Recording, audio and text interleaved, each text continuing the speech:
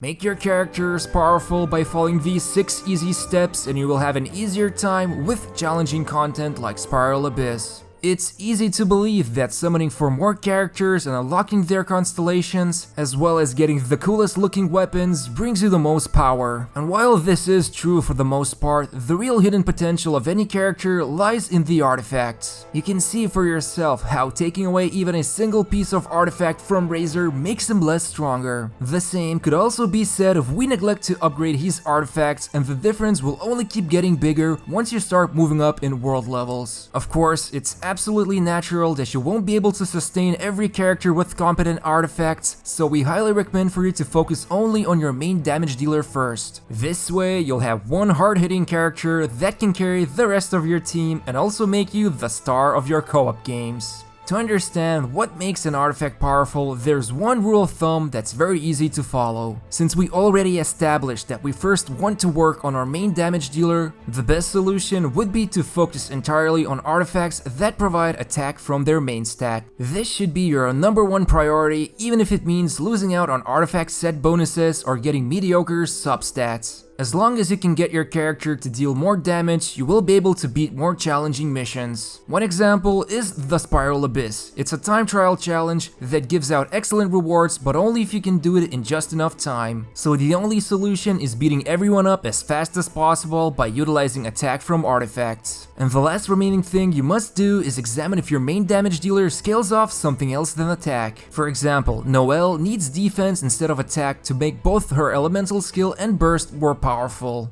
One thing you must keep in mind is that artifacts work like a lottery. Getting the right combination of main stat and substats can take a while. To keep it simple, when you pick up an artifact, it will have a random main stat and then 1 to 4 substats that are also sadly random. Upgrading the artifact every 4 levels can grant a new substat, but if you already have 4 of those substats, one of them gets upgraded instead. Basically, it's one giant and probably never-ending journey of you trying to find the perfect artifact. One awesome thing about artifacts is that if you find a better one, and you already have another one you're using, you can feed it into your new shiny toy and 90% of the experience will carry over to the new one. Acquiring artifacts will come naturally, but the process can be sped up by completing various activities, which include artifact domains and fighting world bosses. Because you need other artifacts to upgrade the ones you have, you will pretty soon enough need to start gathering them. The easiest way to do this while also having fun and being productive would be the world bosses. Defeating them yields not only artifacts that we need, but also materials that are required for ascending your favorite characters. Also, take special notice that there's a reason more than one artifact domain exists. Each one of them provides a different set of artifacts. If you're going to build your main damage dealer, then we recommend for you to pursue Berserker set, and if your character specifically deals physical damage, it's even better if you can get your hands on the Gladiator set.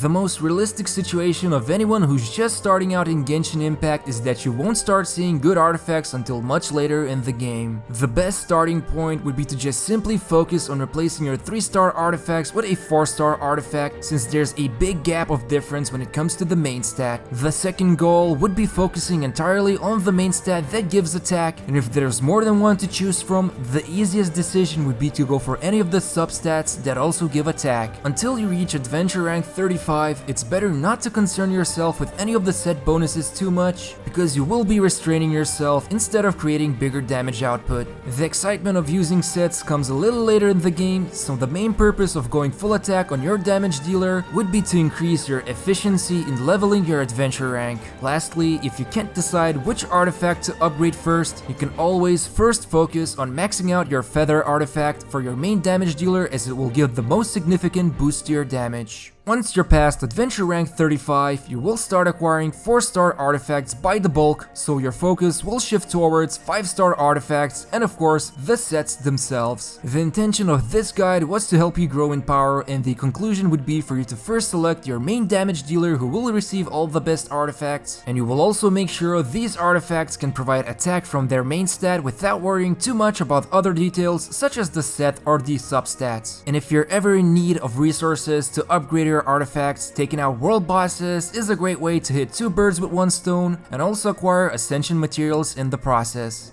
Enjoyed the video? Make sure to subscribe to our channel, hit the bell icon, and gently press the like button. And make sure not to forget to check out our other Genshin Impact guides, which also includes a tier list that you can also visit on our website gachagamer.com. Thank you for watching us.